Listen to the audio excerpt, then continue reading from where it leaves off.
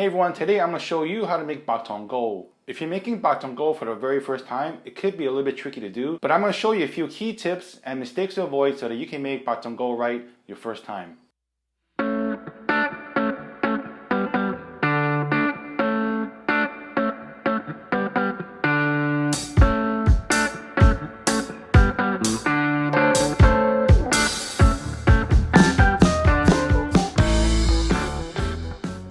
So Bak Tong Gou is a very simple Chinese style dessert. It is basically a white sponge cake that is steamed using rice flour.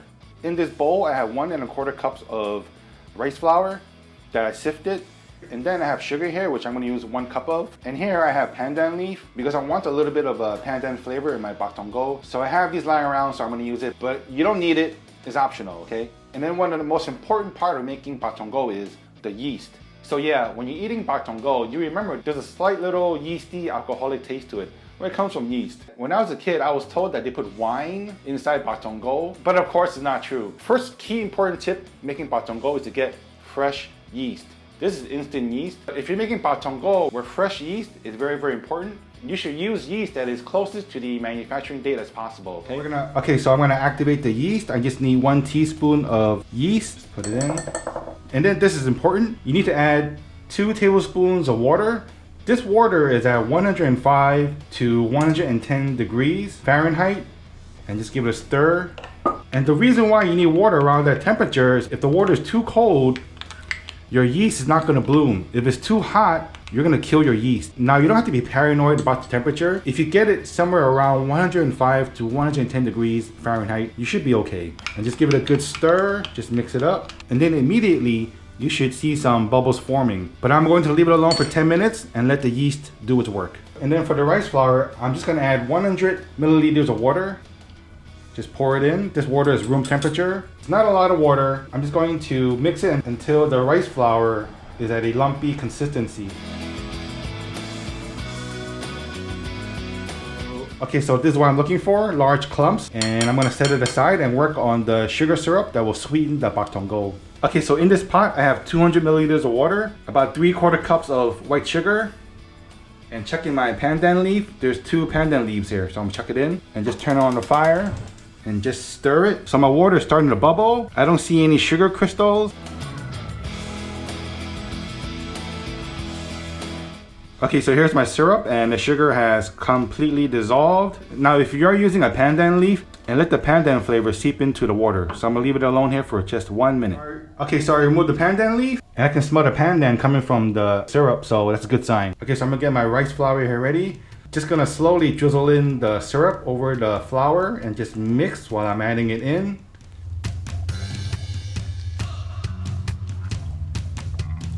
It's gonna be a thin consistency and I don't want any lumps. Now the next step is to add the yeast to this mix. As you can see, my yeast is very, very foamy, so I know that my yeast is alive and active.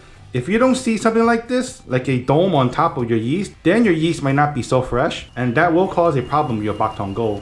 But before I add my yeast to this mixture, remember I added hot syrup into this bowl, but I have to wait for this mixture to cool down to about 105 to 100 degrees Fahrenheit, which was the same temperature as a yeast. It's the same concept. If this mixture is too hot, you kill the yeast. If it was too cool, then your yeast is not gonna grow to its potential. So I didn't show this before, but you should have one of these little digital temperature checker doohickeys.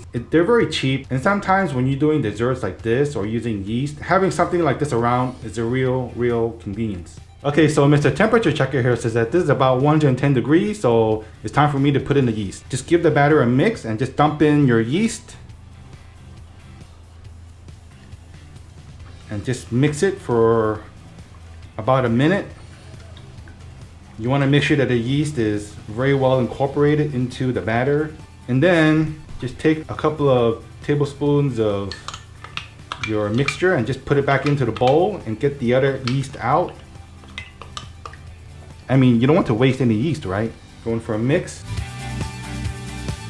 And then you're gonna start seeing bubbles come out. And that is because yeast loves sugar. Okay, so it's mixed. Fermenting this batter is the most important part of making Bak Tong Gou.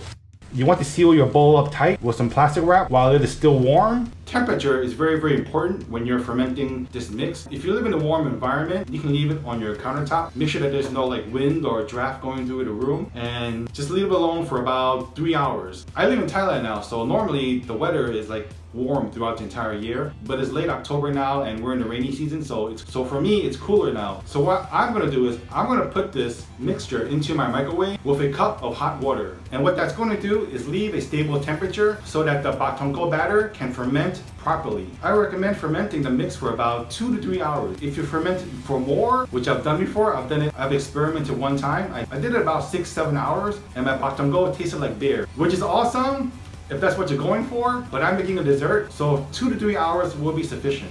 When the time is up, I'm going to show you exactly how it's supposed to look so that you get the nice little honeycomb texture that Bak Tong Gous are so well known for. 3 hours later. Okay, so 3 hours are up. I'm going to check out my Bak Tong Gou mix. Check out the hot water on how it looks. All right, looks great. Okay, you see those bubbles? There are big bubbles in the middle, and then there are smaller bubbles all along the side of the bowl. Now, if you see your batter mix where there's only small bubbles that are only in the middle of the bowl, 2 things have gone wrong. Either there wasn't enough yeast or the yeast wasn't active, or you need to ferment this much longer. But this is the result that I'm looking for. So right now I'm gonna add just half a teaspoon of cooking oil, just to make it a little bit extra moist. And then I'm gonna stir it up. I'm using a spatula instead of a whisk, so flour is bound to settle on the bottom of the bowl. So make sure you mix it. Just scrape underneath the bowl to make sure you lift up whatever flour that's been sitting under there. All right, so here's an 8-inch cake pan. This is what I'm gonna be using to steam my Bak Tong Gou.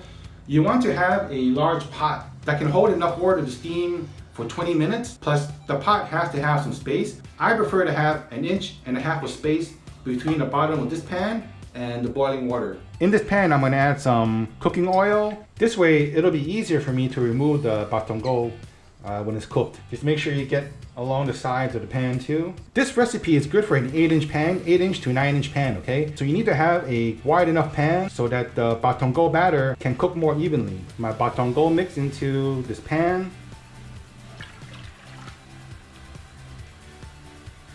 So here's a problem that I know a lot of people get into. It is about how much heat to use to steam your Bak Tong Gou. Most recipes call for high heat, but everybody's kitchen has a different stove, different fire output. If I cook my Bak Tong Gou on a high flame on my stove, it's gonna overcook too fast. So what I recommend is, at your home, start off at medium, high heat. This way it's a little bit more of a gentle steam, and you have a chance to check on it to see if it's cooked or undercooked. If it's undercooked, there's a way to save it. If it's overcooked, there's no way you can save it. You gotta start all over again. And my fire is on medium-high heat. I'm gonna steam it for 20 minutes. And at the 17-minute mark, I'm gonna show you how to check to see if the Bak Tong Gou is almost ready. Okay, so I can hear the water boiling. I see steam coming up. It's time to put in my Bak Tong Gou. I have a special steaming apparatus here. Pop that in, put on the lid. A little longer than a few minutes later. Okay, 16, 17 minutes have passed. I'm gonna take a look at my Bak Tong Gou. All right, as you can see, the top part has risen nicely and it looks dry, so that's a good sign. One way to check to see if your Bak Tong Gou is cooked is to put a chopstick into the center and then take it out.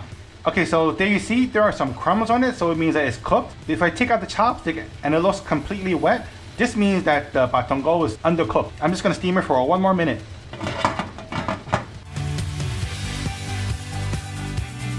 Okay, so here's my Bak Tong Gou. As you can see, it looks great. I have to wait about maybe 30 minutes until it cools down before I can cut into it and show you how it looks inside. 1 eternity later.